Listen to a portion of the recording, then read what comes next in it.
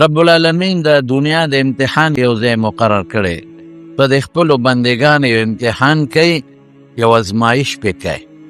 او چې دې امتحان کې څوک کامیاب شو دنیا کې هم کامیاب دی او په آخرت کې، او که د امتحان کې څوک ناکام شو د دنیا ژوند خو سموده د خوشحالو وي خو آخرت یې برباد وي. هغه امتحان څه شی دی؟ ادا دی چې الله فرمایي زما او د رسول راوړلی شوی دین او د هغې خبرې ومنه. هغې چې درته کوم کار وایي وکړه دا وکړه، چې کوم نه دې منې کوي ترې ځان وساته، او دا الله او رسول چې کومې خبرې مونږ ته کړي دي چې دا وکړه، دا ګورې زمونږ فطرت هم دغه تقاضا کوي، او چې د کوم څیز نه الله او رسول منې کړي یو نو زمونږ فطرت هم دا تقاضا کوي چې مونږ ته ځان وساتو. مونږ د فطرت نه چې دا څوک د خدای او د رسول خبره نه مني د فطرت نه الوړې روان دي. داسې مثال دی لکه اوبه چې رواني نو چې ته اوبو سره یو اوبه کوم خوا دي هغې طرف ته ځې نو ته به مقصد ته ورسېږي، او که اوبه د کوم طرف نه روانې دي او ته هغې له په مخه ورځې او تیز اوبي نو ته مقصد ته نشي رسېدی، ته د فطرت خلاف ورزي کوي.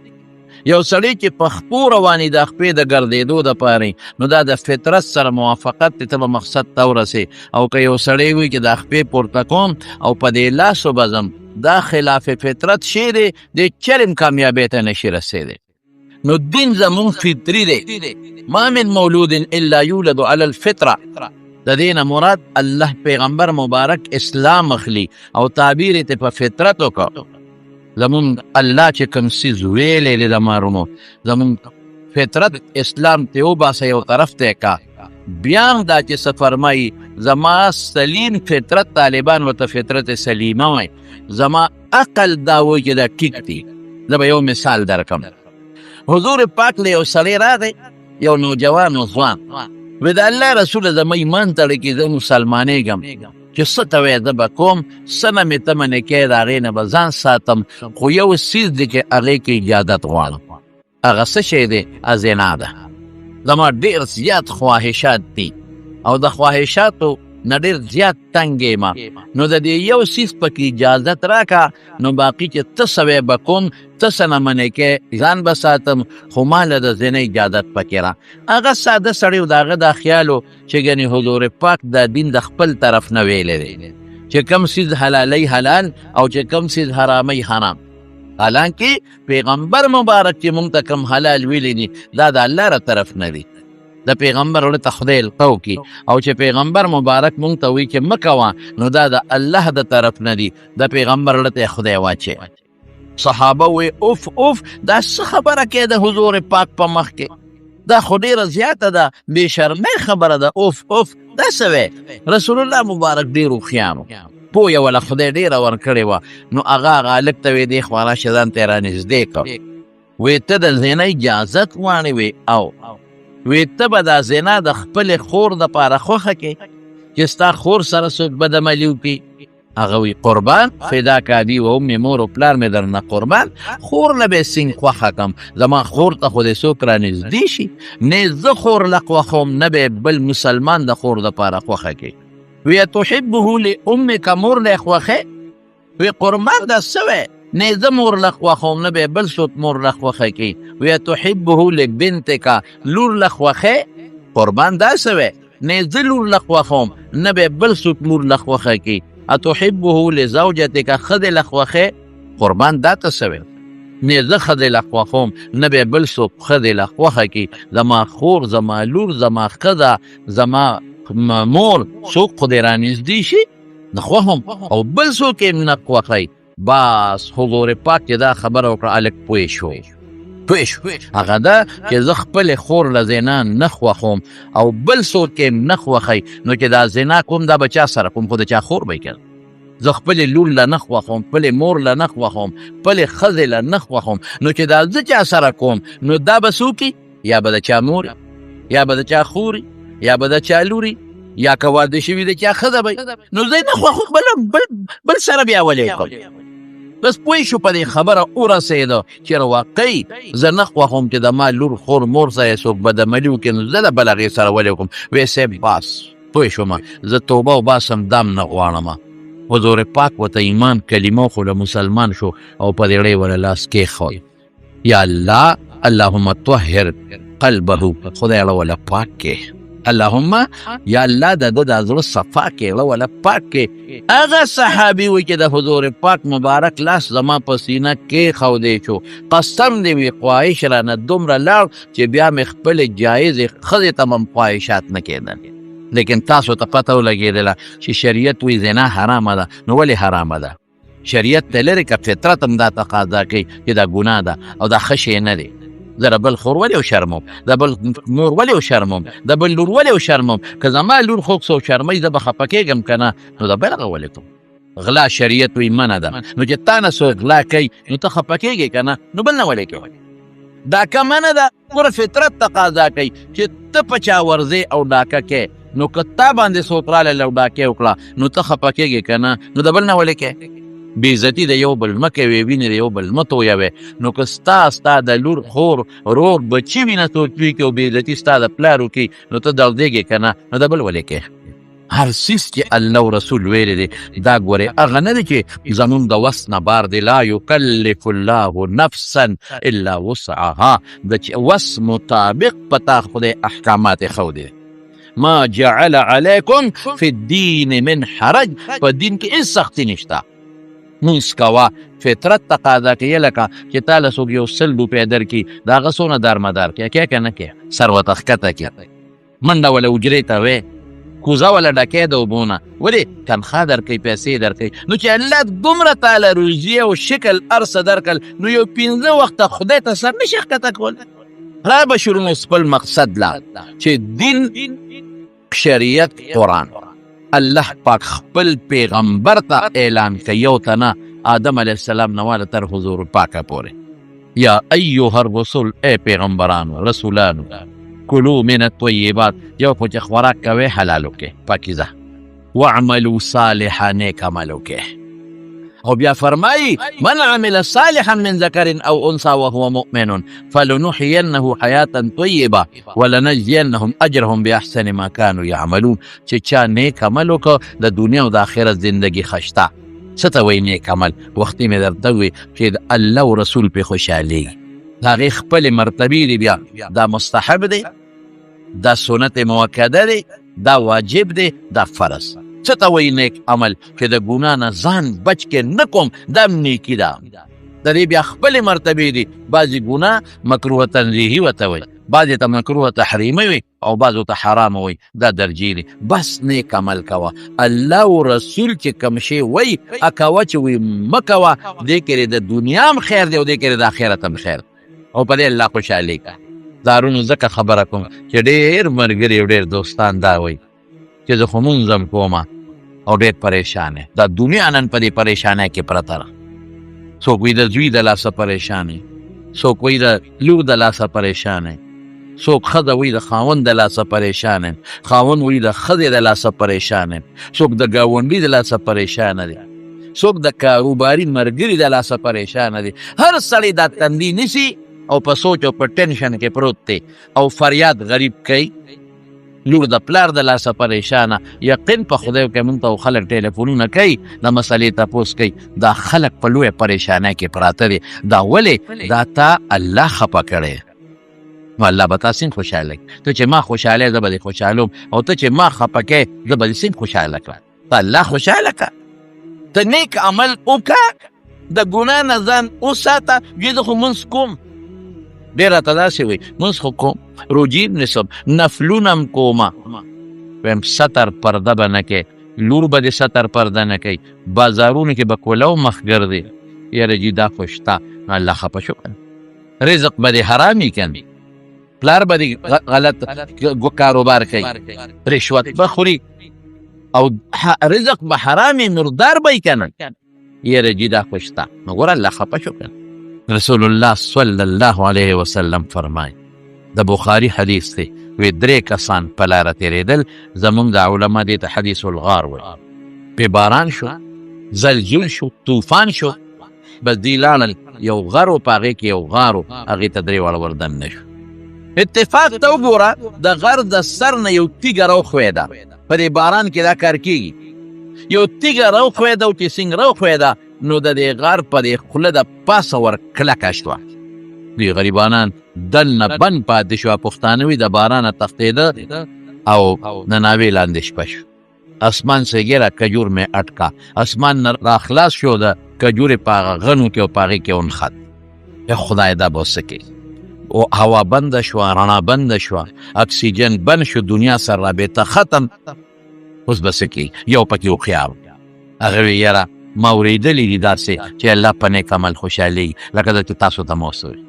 راځئ په ژوند کې که مونږ چاته یو نیک عمل کړي چې الله ته یې ورپېش کړو. کېدای شي د هغه نیک عمل په برکت الله په موږ رحم وکړي. او دې ته زموږ د علما توسل بالاعمال الصالحه وایي. نیک عمل الله ته پیش کا چې دا الله دا کار مې ده وکړو، یا خدای ته خو ما معاف کا، نو الله به در باندې رحم وکړي.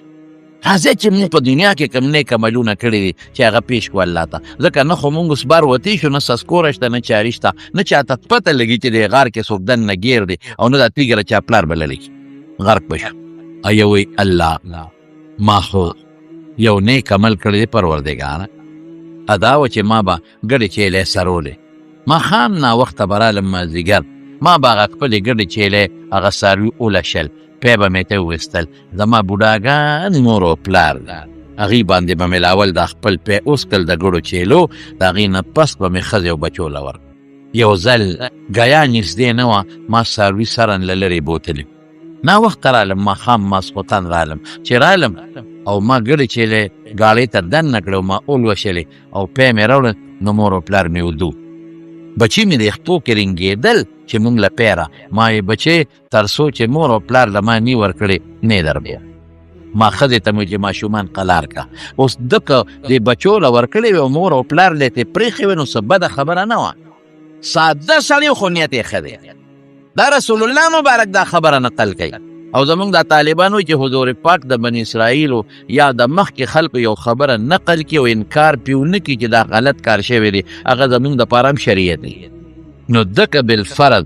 مور او د بچو له پی ورکړې وې او یا ښځې له او مور او پلار له جدا یې ښودی وې، نو په دې به مور او پلار هم نو خفه شوې. هېڅ خبره نه وه، خو د زړه کې یو سوچ دی، بس یو ښه سوچ دی. الله خوشحاله بچو ته وي نه بس کې بس په ښځې ته وي د ودکه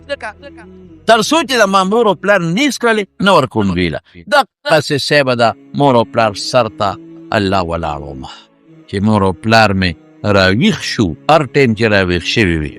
لومبې پی مې په هغې وسکل، د هغې نه پس مې بیا په خپلو بچو وسکل. الله که دا مې ستا د رضا دپاره کړي لکه ته وایې چې د مور او پلار خیال ساته. الله که مې ستا دپاره کړي لکه ته وایې مور او پلار په خلکو مخکې کا، په بچو مخکې کا، په ښځه مخکې کا، نو که مې ستا دپاره کړي چې د تا خوشحاله کړم نو نن ما الله خوشحاله کا. پروردګاره دا تیږه زمونږ نه لرې کا. خو چې دی څنګه ووې یو جلق نارې شو او تیږه وښویده. دومره شوه چې دوی ته اکسیجن راغې، هوا ورته راله، لږه دنیا بار ښکاره شوه، د وتو لاره بیا نشته. دقه زه وایم چې د مور او پلار قدر کوئ، د نوجوانانو ته ویم، د بچو ته ویم، د کشرانو ته ویم، او خالص په دې بنیاد چې ما ته الله په قرآن کې ویلی دی وبالوالدین احسانا وقضى ربك الا تعبدوا الا اياه وبالوالدین احسانا. مور او پلار سره ښه سلوک کوئ. یعنې داسې لفظ الله ذکر کړی دی که نه، یو جامع لفظ. ښه سلوک څه دی؟ جامه ورکوه، ښه سلوک ډوډۍ ورکوه، د خوراک سکاک د ملاستې بندوبست وله وکړه، ښه اخلاق ورسره وچلوه، چې را دننه شي مور ته وخانده ورته چې خوشحاله شي. د مور پلار مخکې ځان مه خفه کوه، د مور پلار مخکې تندې مه راترې وهه چې مور پلار خفه نه شي، الله نه به ده ووځي. زما قسم دی چې د مور او پلار نه لوی نعمت بل نشته. زما وروڼو مونږ دې نعمت ته د قدر په نظر ونه کتل. مونږ سره په کور کې پیر پروت دی، پلار پیر دی. مونږ سره په کور کې مور پرته ده، د مور نه غټه پیر او نیکه بل ستا دپاره بل څوک نشته. مې قدر ونه کړه، مې عزت ونه کړه د مور او پلار. ما سره په کور کې دوه غټ نعمته پراته دي د پلار او د مور په شکل کې. د دې دواړو نعمتو شکریه ما ادا نه کړه. څه دونه ګران کار خو دی چې سړی راشي او پلار ته وایي بابا السلام علیکم ورحمت الله. یو کیله به په څومره پیسو کېږي، یو مالټه به په څومره پیسو کېږي، یو سیو به په څومره پیسو کېږي هلې وله سپین کو په پلیټ کې دې واچول بابا راوال او خوله کې دې وله ورکړ کمزوری دی او هغه یو کیله وخوړه یو سیو یې وخوړه یو مالټې پوستکې چې کوم هغه له ښه دی ته څه وی چې د ده دړه نه به دوا نه خېږي بېبې دا واخله او ول سپین کې او په دې اوږو ورته یو دوه لاسونه کېدې دې خوا شمورې یو دوه لاسه در एकदम زور دله کوم بابا دې خوا که په دې خپو دله یقین کوه ګورې چې مور او پلار بچې چاپی ته زور ته نه پرېږدي ما به خپلې والدې صاحبې له لاړم نو ما به لاسونه راواغېشتل نو ما به وله په خپو یا په اوږو کېښودل وی نه نه نه ما به ورته نه پرېږده چې لږ یو ګوټې زور وکړم وی نه نه ستړې رالې او ځان مه ستړې کوه قسم په الله جومات کې ناست یم نه پرېږدي بچې چې زور کوي پلار نه خفه کېږي مور به زور کوي د مور نه خفه کېږي او وګوره که نه لږه تماشه وکړه چې ته کله د کور نه ځې په مینه ورشه دی مور او پلار له ای بېبې بابا زه روان یم کار له دوه راته وکړه ته لږ چې روان شې نو شاته وګوره نو دا به نیغ نیغ تا ته ګوري بچې مې لاړ ووت اوړه به تر هغې پورې درزیږي تر څو چې ته کور ته واپس نه راغلی ته څه خبرې مړه مور دا نن سبا خلک څومره سپکاوي کوي د مور څومره سپکاوي کوي د پلار نظر ورته نه کوي او دا یاد وساتئ د دین مسله درته ووایم زمارونو یاد وساتئ چې څنګه د خپل مور او پلار سره وکړل هغسې به در سره کوي د رسول الله مبارک حدیث د ترمذي جداني حدیث دی ګوره څنګه دې وکړل هغسې به کوي که په ښه نظر دې وکتل بچي به په ښه نظر درته ګوري که په سپک نظر دې وکتل بچي به په سپک نظر درته ګوري دا پاتې نه ده مور ته خو دې په خوشحالۍ وګورې او په خوشحالۍ وخاندې ورته خو د حج ثواب الله درکوي او حضور پاک نه صحابي تپوس کوي چا سره ښېګړه وکړم من ابرو بې امکه مور سره ثم من بیا چا سره مور سره ثم من امکه مور سره ثم من ثم اباکه مور یې مخکې کړه محتاجه ده غریبه ده ممکن دا شی نشته چې مور دله غوجل غورځوي مور دله ګیا سریبلی شي مور دله الوګان ټیپر پرې کولی شي نو بېبې ده خو چې کله مور کټ او خطاو دا کارونه نشي کولی نو بیا راشي استاد جي مولوي صاحب دوا وکړه مور مې ناجوړه ده ها الله دې جوړه کړي نه جوړېږي نه چې خدای پې خپل فضل وکړي هلکه خو سم په لنډ پښتو کې ووایه چې دوا وکړه چې خدای مړه کړي نو په مې وجني په دا مری ولا زور کړه چې آخرت دې ښه تباه شي بابا ناجوړه دی مولوي صاحب دوا وکړه الله دې جوړ کړي نه جوړېږي نه بس دوا وکړه چې خدای پې خپل رحم وکړي های دغه پلار تا سره څونه خواري کړې ده په دې غېږ یې ګرځول دغه مور د څونه خواري د سره کړې ده څومره تکلیفونه بېخوابي د سره کړې ده د مارونو ټولو ته دلته کې ویم چې څومره دلته تاسو موجود یې زما بیان اورئ په دې به نن نفس پابندي کې که د چا نه مور خفه ده نن نفس پې رضا کوې پلار خفه دی نن نفس پې رضا کوې او که ته وې نه که نه ما سره زیاتې کړی ما سره دا کړي دي کوي دې زیاتې پیش او خدای پیش پیسه کې ما ته کنځل کوي قسم دې کنځل یې خوانې کوي دې کنځل چلو او که د چا مور او پلار مړه دي یا یو یا دواړه نو خیرات صدقه کوي ثواب وربخې دوه رکعته نفل خو کولی شی که نه الله دې ثواب زما مور ته وبخې قبر له ورځه خوشحالېږي په دې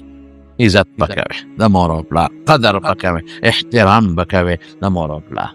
دا دین بهترین عمل بل نشته دی مګر د په خلکو پسې ټیک ده د خلکو نه دوا غشتې شي په شریعت کې هېڅ خبره دی کې نشته په کور کې د دوا ګوري در سره پروت دی مور ستا د دعا غر دی پلار ستا د دعا غر دی بابا دعا وکړه ړنه ونه دعا وباسه لږ یې خوشحاله ساته معمولي خوشحاله ساته چې دې خوشحاله کړل لکه چې الله دې خوشحاله نوی پیغمبر مبارک الجنت تحت اقدام الامهات جنت د میندو د قدمونو لاندې دی مطلب پیدا نه دی چې د مور قدم اوچت کړه نو لاندې جنت پروت دی مطلب دا چې د مور د قدم خدمت وکړه لاسونه خو یې څه کوې سر یې څه کوې تندی یې څه کوې دا خپې وله چاپي کړه د دې خپو قدر یې وکړه ځان د مور د خپو لاندې که ځان ورته ذلیله کړه واخفض لهما جناح الذل من الرحمه وقل رب ارحمهما كما ربياني صغيرا وګه ورته ښکته که پښتانه وایي قدر وکړه ځان ورته ښکته که او دعا وله وغواړه یا الله زما په مور او پلار رحم وکړه خدایه لکه زه ماشوم ومه په مې رحم کړی دی زه یې لوبولی ما پروردګاره ته پرې رحم وکړه. قرآن وایي زه نه وایم بس ته نن نه پس په دا فیصله او که کوم پلار مور بې ځایه د بچي نه خفی نو هغوی له ظلم نه دی پکار. بعضې وي داسې پښتانه وي بیا مې لیونی شو په تور جمع باټینګاڼ غواړي. بعضې وي داسې یو زوی لږ تکلی لږ مالداري پلار لږ شی زیاته بل غریب مزدور کار یې د وسه نه کېږي نو دی د هغه مالدار هغه رور ده سره نه لګي نو د مور هم ورسره نه لګي. دا رونه پېښه او کار یې پېښه یو شان ګوره بچو ته په یو نظر ورته ګوره بچو ته نو مور او پلار به د نن نه پس که خیر انشاءالله عزت او قدر به کوي. او که د چا هم مور او پلار مړي صدقه کوي ثواب وربخې دا رسي. حضور پاک له یو صحابي راغی مور مې مړه ده یو کویک وکنه څنګه به ویو کنه کوی وکنه مدینه منوره کې اوبه به اکثر ترقې وي خواږې اوبه پکې الله راوویستې وایي دا کوی له ام سعد دا مې ده د سعد د مور الله شو الله دپاره ثواب هلته شو. خبر لځی ولا کنه لمن مخبرې ته تل فاسم خدي رسول الله مبارک فرمایي تذکر الاخر سړي د آخرت را یادې نو هغه یو څه وایي یا الله دقسې مې کړي دي مور او پلار له مې پی ورکړه نو الله ورته سوړه کوله وکړه. بل څه وایي دا م ووایه ابولی الله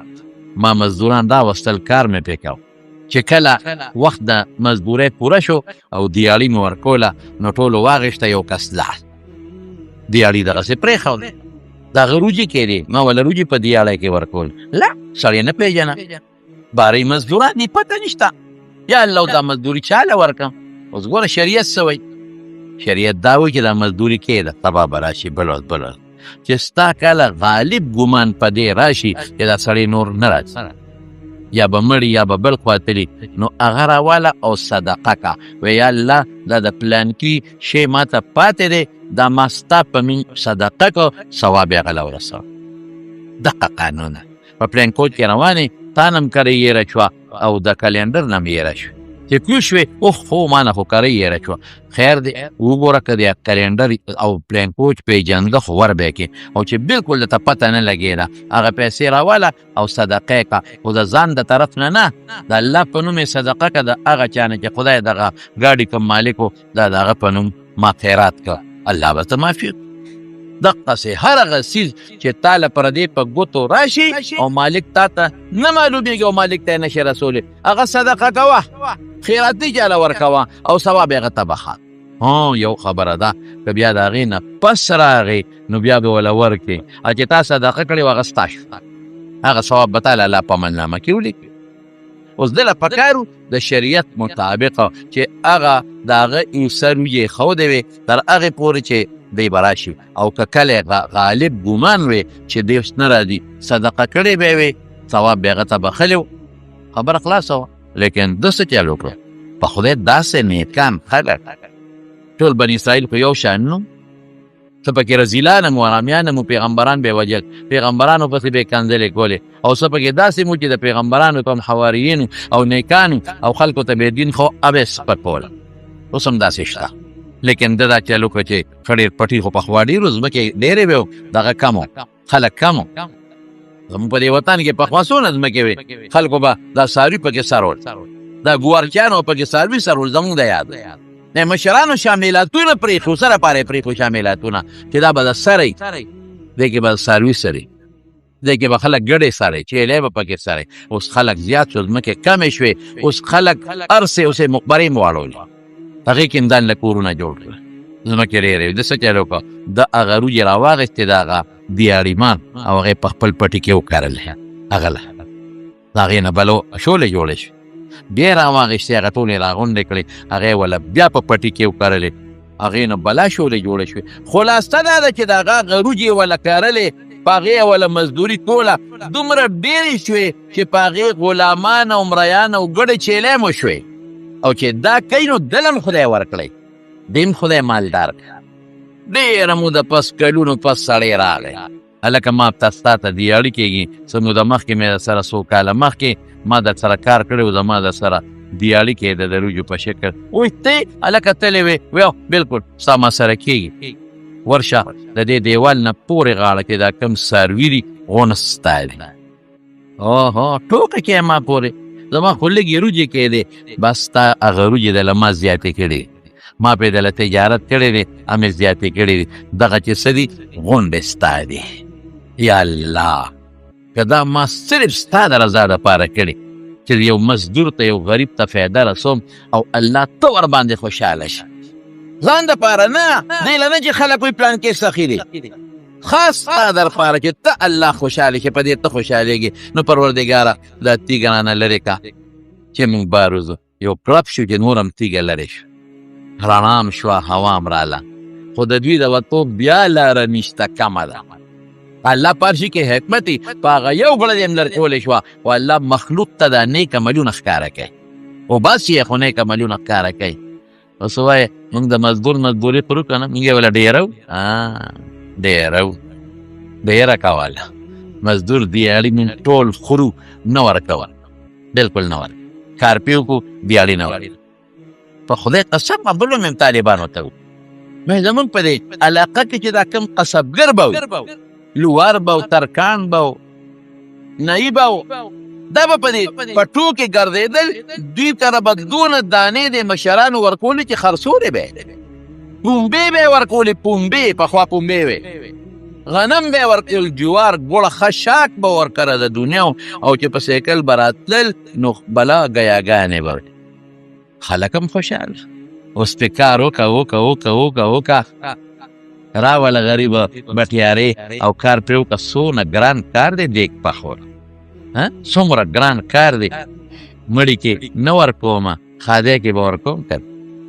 د مړي د دیګونو د پخولو پیسې څوک بټیاري له نه ورکوي وایي خادی کې ورکوم ولې دا مړي کې د خدمت ونه کړو دا ظلم ولې کوئ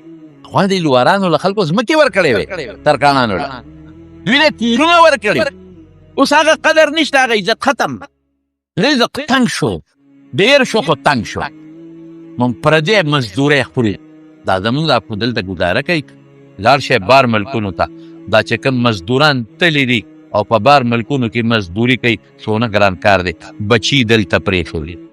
ښځه یې پرېښې ده او بار تللی دی او هلته مزدوري کوي د هغې چې کوم کفیلان وغیره دي چې دې مزدوري وکړي هغې پیسې ته وخورې نه ورکوي لږې نه که نه 10,000 ریاله 20,000 40,000 ریاله هلکه د دې نه څونه پیسې جوړې شوې ریال خو زما په خیال په 75 دی که په 76 روپۍ دی دا ترې غونډې ونیسي چې ورپسې لاړ شي زما هغه پیاخه دا کار کو درکو مزدوري پې وکړي مزدوري راشه مالې پلستر وکړه راشه مالې ټیلونه ولګوه پیسې در کوم لږې ورکړي چې بلا جمع شي 1,000 ریاله چې نه کوي وله خو هغه شته ته ځي او زه راشه غونډې به راکړي څو ورله کور ته ورشي نشته ځه سبا راشه بلو اخوا دې خوا کوي ورېږه ښه په اقامه دله بندوم نو به څه کوي او ډېرو پسې بیا اقامې بندي کړي تاسو خو لا ګزاره کوي مزدوران غریبانان برباد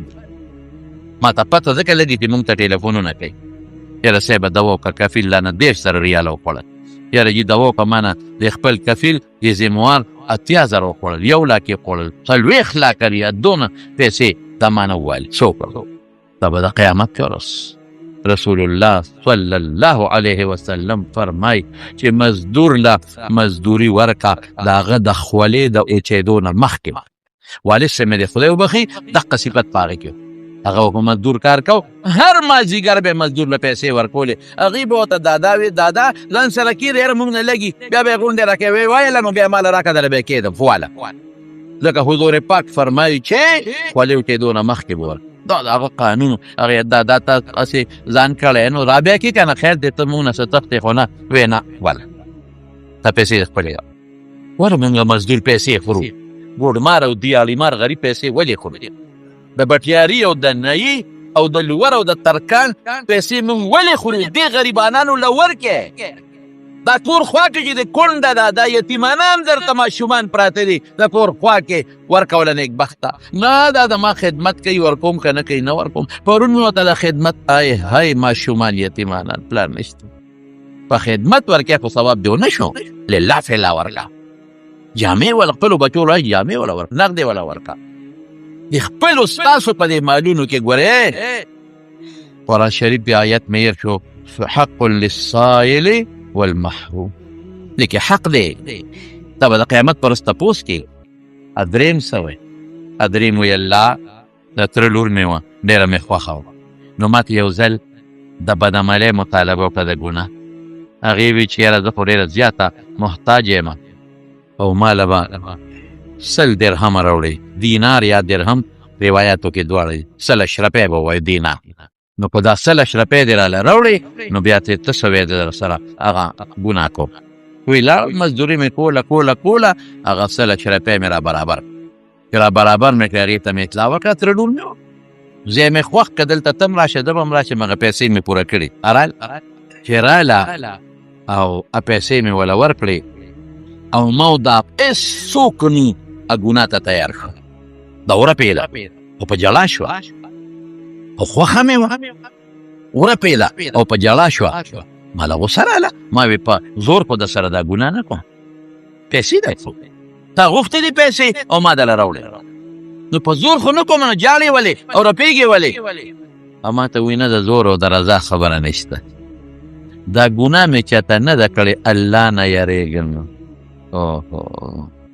دا مې چاته نه ده کړې الله نه یریږم، خو ډېره زیاته مجبوره ومه د پیسو ضرورت و راته، نو تا مطالبه وکړه نو ما راته وې دومره پیسې راکړه، نو مجبوره ومه دا مې چاته نه کړې الله نه یریږم. بس ما هغه پیسې ورته پرېښودې او نېغ تې پاڅېدم، دا پیسې واله دا ستا کړي شوې مفتې راته څه وایي، راته عجیبه خبره کوي چې یاره ورې